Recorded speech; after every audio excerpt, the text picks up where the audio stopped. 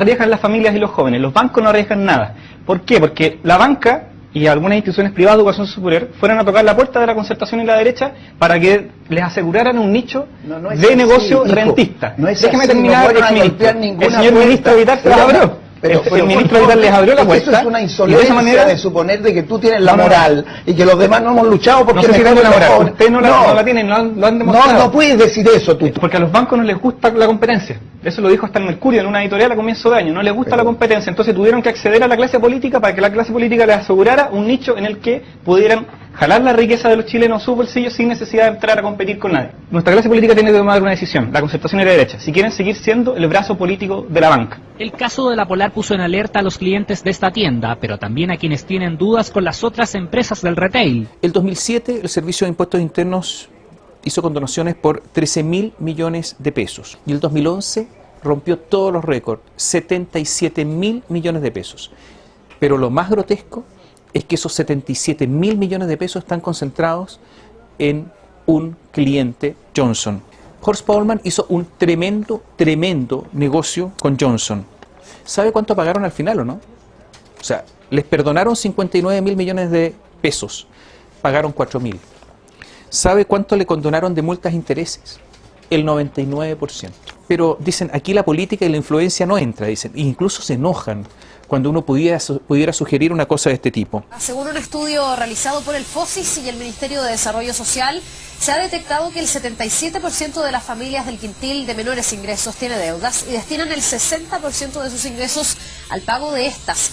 Es una realidad que nosotros venimos advirtiendo también a nivel de los empleados de muchas de las empresas. Generalmente el 50% de los colectivos de muchas empresas se encuentran sobreendeudados. Ahora, nosotros definimos que una persona o una familia está sobreendeudada cuando debe más de 7 veces su renta bruta mensual en deudas de consumo. ¿Por qué hoy día se pide tanto crédito? Porque los salarios, los ingresos son insuficientes.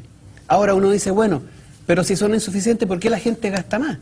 Porque necesita gastar más. Tú necesitas pagar por la educación, pagar por la salud, pagar absolutamente por todo, los estacionamientos. Las carreras, hasta por cada día te suben las cosas que tienes que pagar y los ingresos no te alcanzan. Entonces tú necesariamente tienes que recurrir al suministro que te da el sistema bancario porque te lo ofrece, ¿no?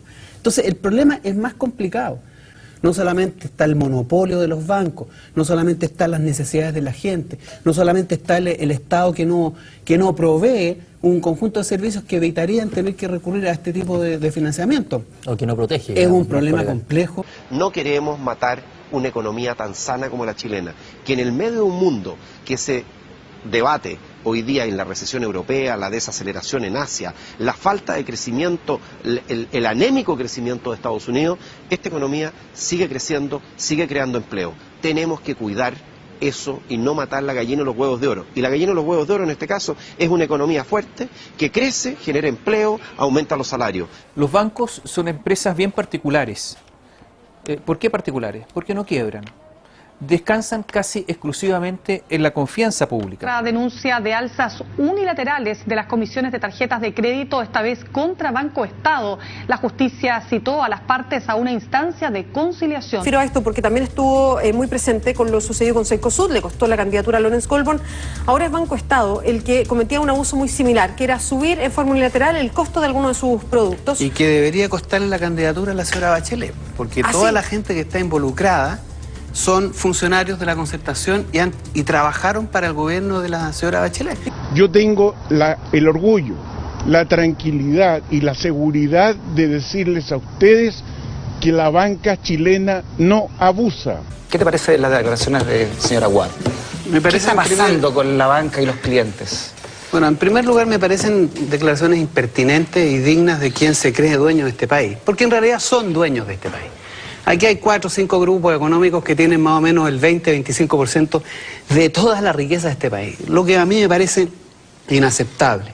Él habla como... A mí me parece que lo que muestra este señor es la brutalidad, la completa y absoluta falta de respeto por los mínimos derechos que deben existir en un país.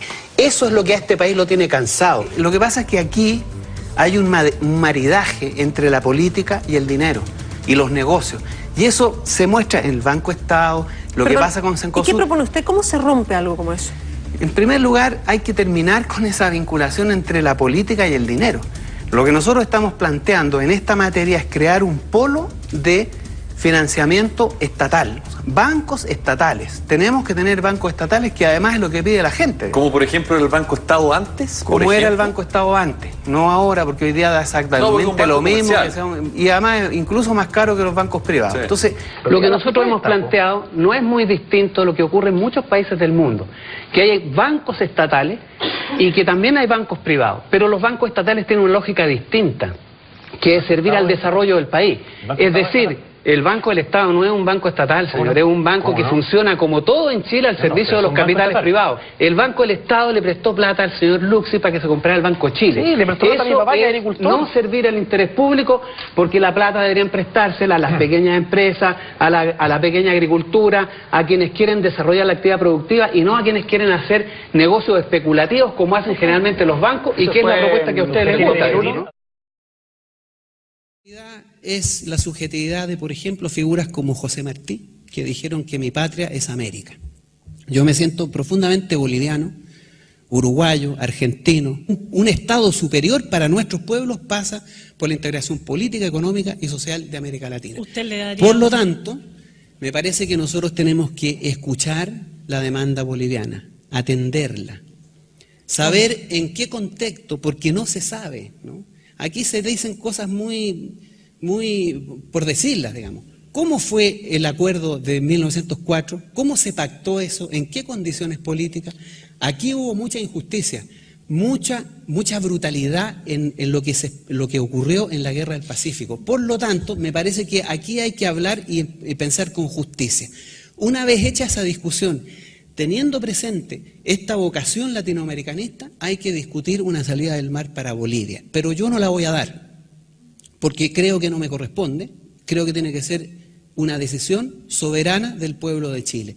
Además es importante tener presente que los tratados son acuerdos entre personas. Una de las partes no quiere continuar con el acuerdo, entonces es de mérito revisar el acuerdo. Y hoy día Bolivia está planteando revisar el acuerdo y me parece que nuestra actitud debe ser, obviamente, a estar dispuesto a discutir eso. O sea, usted a priori no le daría un territorio con soberanía a Bolivia para pasar al Pacífico. Yo como persona sí, soy partidario de esa solución, de darle salida al mar a Bolivia. Como presidente tengo que responder a la voluntad popular. En realidad la discusión filosófica, la discusión religiosa o científica sobre esto no tiene ningún sentido en el país en que estamos viviendo. Aquí no hay ningún derecho consagrado. Un niño cuando nace ni siquiera tiene el derecho a que sus padres cuiden de él, porque están 12 horas trabajando. Fíjense que los datos que tenemos es que por familia ya en Chile trabajan 2 personas, o sea, el padre y la madre están trabajando, están fuera de la casa y trabajan 12 horas por salarios que no les cubren las necesidades. Entonces, ni siquiera el derecho a ser cuidado, atendido y bien tratado por sus padres está asegurado en esta sociedad. Y dada la crisis matrimonial que existe también, precisamente por una sociedad enferma, ¿no?, llena de automedicamentos, depresiones, angustia, crisis de pánico que han explotado eso como factor de enfermedad colectiva, entonces la responsabilidad por la nueva vida siempre recae sobre la mujer, mayoritariamente, de manera importante. Entonces, si el Estado, que debe tener, porque el Estado no es un funcionario público, hay que entender esto, ¿no? El Estado es la expresión de lo colectivo, ese es el Estado. Y si nosotros como país no asumimos la responsabilidad sobre la nueva vida, si no le aseguramos nacer en un lugar decente, si no le aseguramos la salud, no le aseguramos la educación, no le aseguramos ni siquiera el derecho a comer, porque si sus padres no tienen trabajo no hay nada que le cubre sus necesidades de alimentación básica y primaria, entonces, ¿con qué derecho el Estado le exige a esa persona, a la madre, que se haga 100% cargo de la nueva vida? Si yo le doy la obligación, entonces le doy el derecho a elegir. Por eso nosotros planteamos que debemos despenalizar el aborto en general y legalizar el aborto terapéutico en particular. Y cuando esta sociedad sea más responsable, cuando efectivamente seamos una sociedad de derechos, ahí empecemos esa discusión filosófica, ética, moral, religiosa, que en esta circunstancia no tiene ningún sentido, porque finalmente, si no nos hacemos cargo de la vida, porque la vida no es solo responsabilidad del padre y de la madre, todos somos responsables colectivamente de la nueva vida. Si no hacemos eso, entonces no tenemos ningún derecho a instalarle a las mujeres la obligación de cubrir 100% las necesidades de la nueva vida y hacerse cargo por ello.